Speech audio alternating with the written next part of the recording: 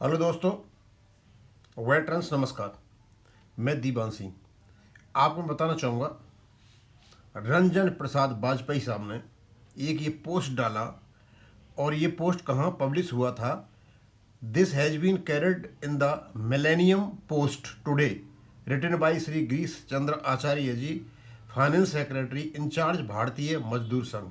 और उन्होंने लिखा है, आपको पता है कि कुछ दिन पहले यूएफबी के नेताओं ने और ख़ास करके वेंकटाचलम ने भारत सरकार ने जो 4 कोड्स निकाले थे, लेबर कोड्स निकाले थे, उनके बारे में बहुत हो हल्ला मचाया था। पता नहीं क्या क्या लांछन भारत सरकार पर लगाए थे। और उसी के संदर्भ में भारतीय मजदूर संघ के जो फाइनेंशियल सेक्रेटरी हैं गिरीश चंद्र आचार्य जी, उन्होंने एक लेख दिया और वो भी मिलेनियम पोस्ट में। हम उसको पढ़ के बताना चाहेंगे। वैसे तो मैंने पोस्ट पूरा का पूरा मेरे उस पर स्क्रीन पर लगा रखा है, लेकिन पढ़ने में ये क्लियर नहीं है। मैं कोशिश कर रहा हूँ कि ये क्या कहते हैं। जो वेंकटाचलम ने कहा, जस्ट उसके अपोजिट गिरीश चंद्र आर्या जी कहते हैं। और वो कहते हैं कि ये 4 लेबर कोड जो हैं ये हमारे वर्कमैन के लिए फ़ायदेमंद हैं, हमें इसका फ़ायदा उठाना चाहिए। कहते हैं, ये जो राइटर है ये गिरीश चंद्र आचार्य जी हैं। कहते हैं वो BMS respects the democratic right of trade unions to express decent.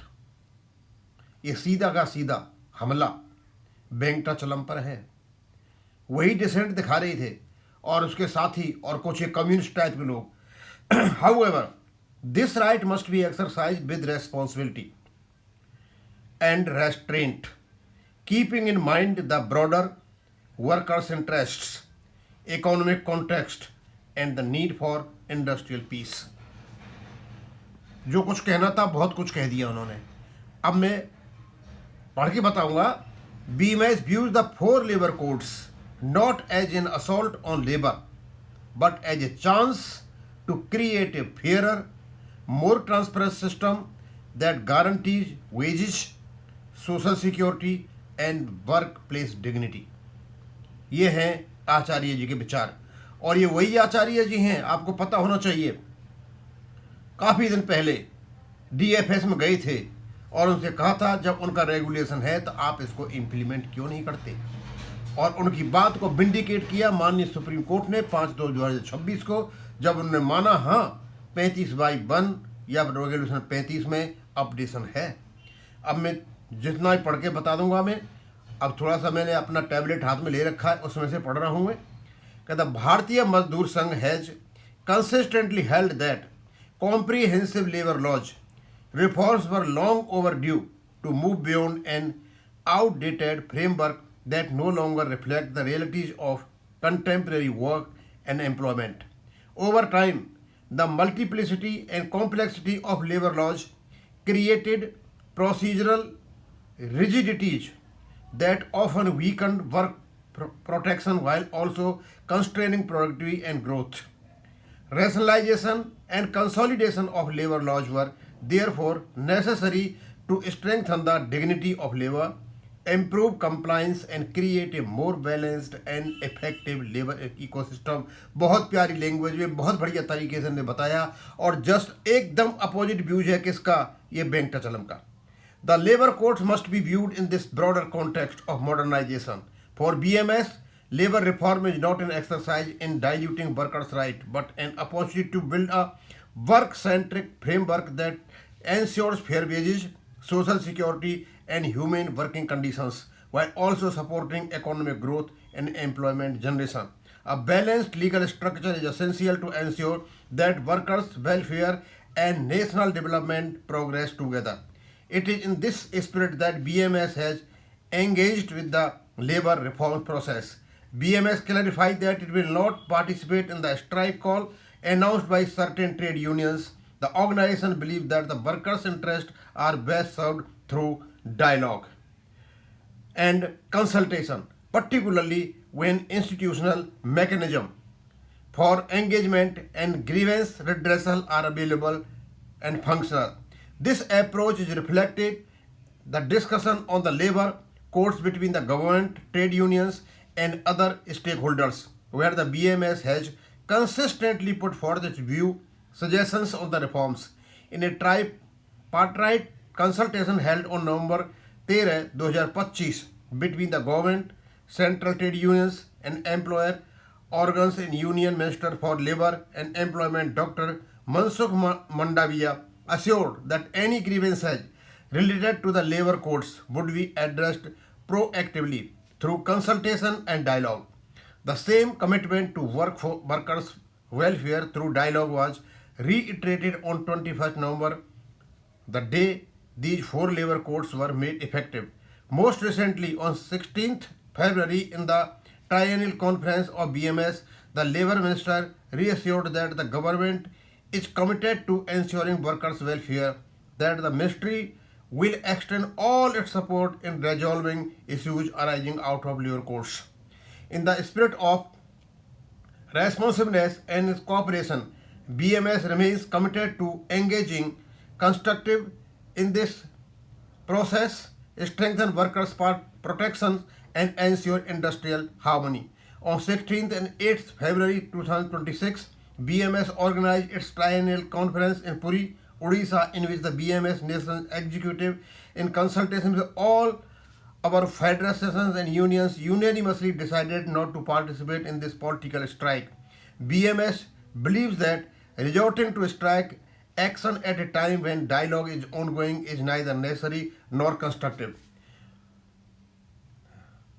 When channels of consultation remain open, confrontation risks undermining the very mechanism through which workers' concerns can be resolved in a sustainable manner. The present strike call by some trade unions therefore does not reflect a unified position of the labor movement.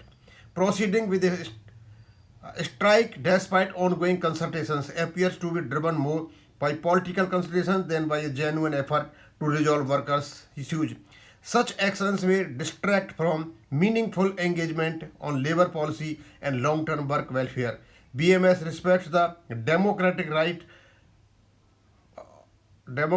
trade union express dissent. However, this right must be exercised with responsibility and restraint, keeping in mind the broader workers' restraint, economic context, and the need for industrial peace.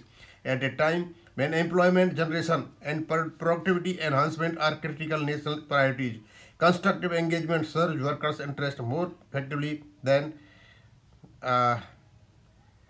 disruption. Bharatiya Mazdoor Sangh reiterates its commitment to advancing workers' rights through dialogue, consultation, and consensus building.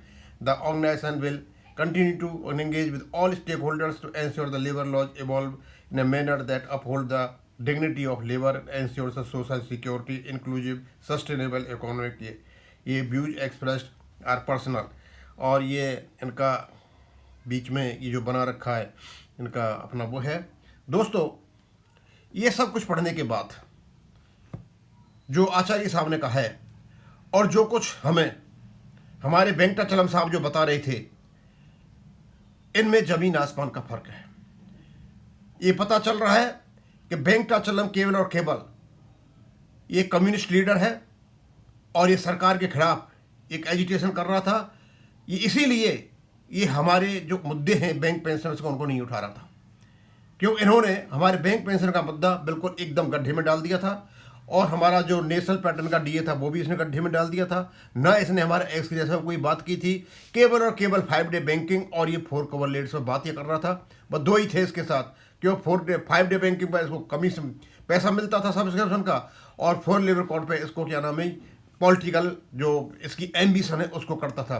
सारा का सारा सर्वनाश इस वेंकटाचलम ने किया है। हम इस प्रकार के व्यूज के लिए बीएमएस साहब को, आर्य साहब को धन्यवाद देते हैं, और हमारा भी विचार है कि हम उनसे मिलें और मिलने के बाद अपनी समस्या हम उनको बताएं। वैसे देखते हैं 18/2 को क्या होता है। अब ये लड़ाई है 30-31 साल से चली आ रही है।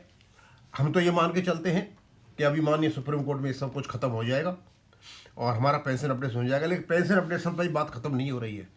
अभी तो एक मुद्दा और निकल के आ गया कि 2010 में इन लोगों ने हमारी जो जेब कटवाई थी वो कमाल की चीज़ थी।